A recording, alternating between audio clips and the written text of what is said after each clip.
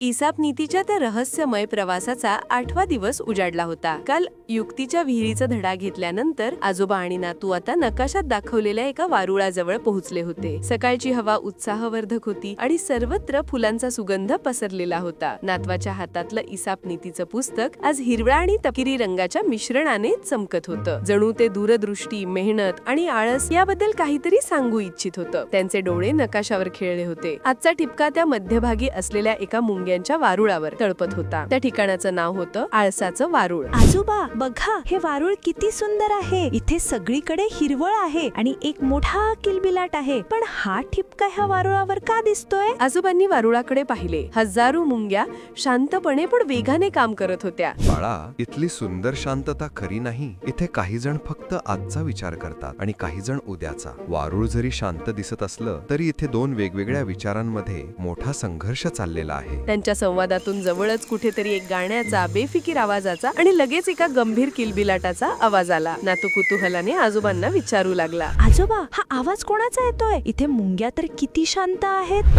हीच ती जागा जिथे एका टोळाने संपूर्ण उन्हाळा गाण्यात घालवला आणि मुंगीने आपल्या भविष्याची काळजी घेतली. चल बाळा, तुला एक गोष्ट सांगतो. नातू उत्सुकतेने पुस्तक उघडतो. त्यातून निघणाऱ्या हिरव्या प्रकाशात वारुळावरील गवत डोन लागते आणि दोघही हळूहळू त्या पुस्तकातल्या एका सुंदर उन्हाळ्याच्या दिवसात ओढले जातात. वेळ होती कडक उन्हाळ्याची आणि सुंदर फुलांची. कुरणात एक बेफिकीर टोळ राहायचा. त्याला फक्त गाणं, नाचणं आणि मजा करणं एवढंच आवडायचं. भविष्याची त्याला जराही चिंता नव्हती. टोळ उन्हात मस्तपैकी बसून आनंदाने गाणी गात होता आणि आपली बासरी वाजवत होता. किती सुंदर हा उन्हाळा. आता काम कशाला? गा आणि मजा करा. उद्याची चिंता उद्या. त्याच वेळी बाजूला असलेल्या मुंग्यांच्या वारुळातून मेहनती मुंग्यांची एक रांग बाहेर पडली होती. प्रत्येक मुंगी तिच्या शरीरापेक्षा मोठे अन्नकण घेऊन वेगाने वारुळाकडे चालली होती. चला लवकर, पावसाळा जवळ येतोय. आपल्याला पुरेसा साठा जमा करायचा आहे. टोळाने त्या मुंग्यांना पाहिलं आणि त्याला हसू आलं. तो मुंग्यांना थांबून त्यांची खिल्ली उडवू लागला. ए मुंग्यांनो, तुम्ही इतक्या घाईत का आहात? आयुष्य किती सुंदर आहे. थांबा आणि माझ्या सोबत गा.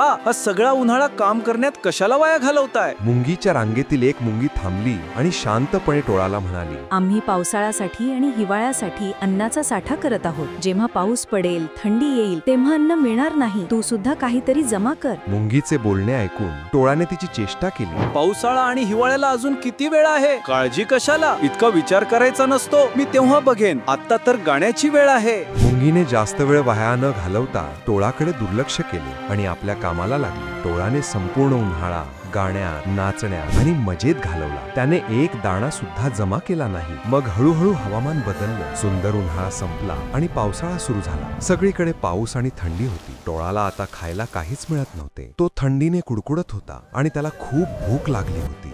बापरे, आता काय करायचं? खायला काहीच नाही. पावसाच्या थंडीने माझा जीव जातोय. भूक आणि थंडीने व्याकुळ झालेला टोळ शेवटी मुंग्यांच्या वारुळाजवळ गेला. त्याने मुंग्यांना दारावर थाप मारली आणि मदतीची याचना केली. मेहनती मुंग्यांनो, मला खायला काहीतरी द्या. मला थंडी वाजते. मी उपाशी मरतोय. मला माफ करा. मी काही जमा केले नाही. वारुळाच्या दारातून त्याच मुंगीने डोकावले जी त्याला उन्हाळ्यात भेटली होती. तिने टोळाला पाहिले, जो अत्यंत दयनीय अवस्थेत होता. उन्हाळ्यात तू काय करत होतास? आम्ही काम करत होतो तेव्हा तू हसत होतास. मी गात होतो. मग जा आणि आता नाच. आम्ही मेहनत केली म्हणूनच सुरक्षित आहोत. भविष्याची तयारी न करणाऱ्यांना मदत करणं शक्य नाही. मुंगीने दार लावून घेतले. टोळाला त्याची चूक कळून आली. त्याने उन्हाळ्यात फक्त मजा केली आणि भविष्याचा विचार केला नाही. आता त्याला त्याचा आळसाची किंमत चुकवावी लागली होती. गोष्टीच्या पुस्तकातून आजोबा आणि नातू बाहेर आले होते. वारुळात अजूनही मुंग्या काम करत होत्या. नातवाच्या चेहऱ्यावर आता गंभीर विचार आणि निश्चय होता. आजोबा, म्हणजे टोळ हरला कारण त्याने फक्त आजचा विचार केला, उद्याचा नाही. अगदी बरोबर बाळा.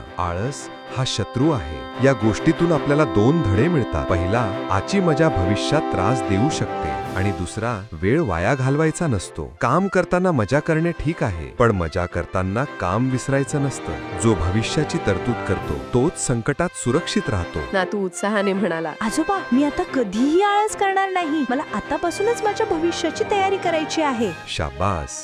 जगायचं असेल तर दूरदृष्टी ठेवावी लागते. लहान काम असो वा मोठं, प्रत्येक क्षण महत्वाचा आहे. चल, आता उद्याच्या प्रवासाची तयारी करूया. मुंगी आणि टोळाची गोष्ट सांगून आजोबा आणि नातू पुढच्या प्रवासाला निघाले. अशा रीतीने त्यांच्या प्रवासाचा 8वा दिवस संपला. भविष्याची तरतूद करावी आणि आळस करू नये हे त्यांना समजलं. नातू आणि आजोबा नकाशाच्या आधारावर चालत होते आणि तेवढ्यात पुढचा ठिपका उजळला. तिथे दिसत होतं एक नदीच्या काठावरचं तळ, जिथे स्वार्थ आणि सत्य यांचा आरसा समोर येणार होता. कशी वाटली तुम्हाला आजची गोष्ट ते आम्हाला नक्की कळवा. आजोबा आणि नातवाच्या या प्रवासात तुम्ही सुद्धा रोज सामील व्हा आणि तुमच्या मित्रमैत्रिणींना सुद्धा सांगा. आजोबांची गोष्ट लगेच बघण्यासाठी आजोबांच्या गोष्टी या चॅनलला YouTube वर सबस्क्राईब करून Instagram वर फॉलो सुद्धा नक्की करा आणि भेटा आम्हाला उद्याच्या गोष्टीत.